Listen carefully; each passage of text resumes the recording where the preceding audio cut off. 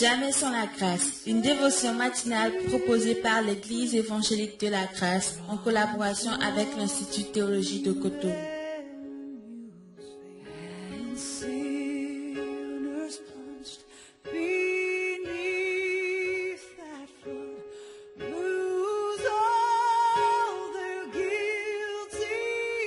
Bonjour chers amis, chers internautes, nouvelle journée, nouvelle provision, bienvenue dans la dévotion du jour. Seigneur, nous te bénissons, alors que ce matin, nous pensons encore une fois à ce que tu as fait pour nous, ton œuvre à la croix.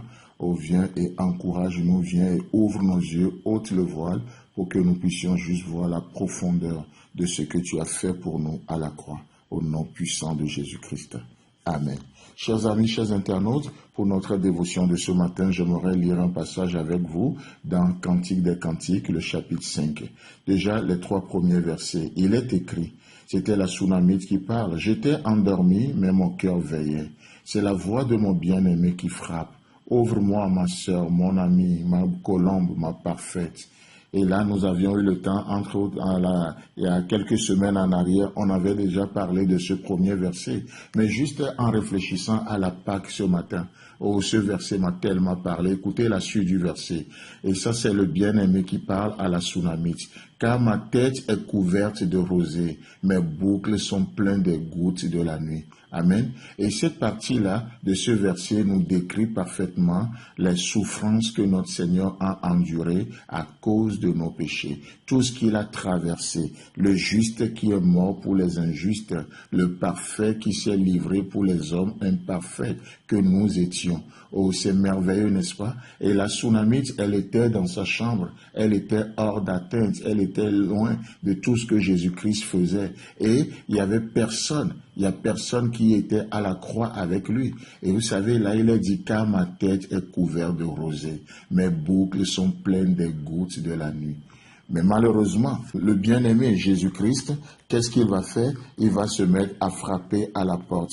Il va se mettre à initier. Mais la Sunamite trouvera de raisons pour ne pas lui ouvrir la porte. Et là, qu'est-ce que la Sunamite dira au verset 3? Écoutez bien ça. La Sunamite dira, j'ai ôté ma tunique, comment la remettrai-je? J'ai lavé mes pieds, comment les salirai-je? Et ce verset 3 m'a tellement parlé ce matin. Ça m'a tellement parlé parce que Jésus-Christ vient, comme il vient ici dans ce passage, il initie, il est à la porte, il frappe à la porte, comme on le voit aussi dans l'Apocalypse chapitre 3, il vient, il frappe à la porte et dit, mais ouvrez, ouvre mon bien-aimé, ouvre mon ami, ouvre ma sœur, ouvre ma colombe. Mais combien de raisons nous trouvons pour ne pas laisser Christ rentrer? Combien de raisons nous évoquons souvent pour ne pas lui donner la première place dans nos vies? Et ici, la raison où la Sunamite va donner 2 raisons. La première, la Sunamite dira, j'ai ôté ma tunique, comment la remettrai-je?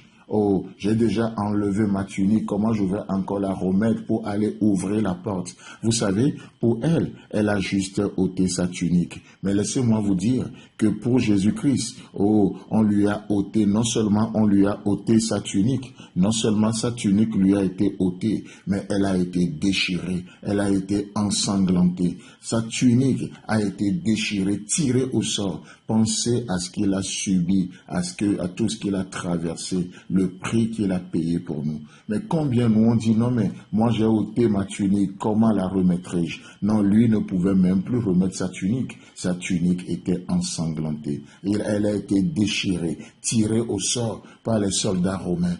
C'est terrible, n'est-ce pas? Tout comme la tunique de Joseph qui a été tirée au sort par ses frères, qui a été déchirée et ensanglantée.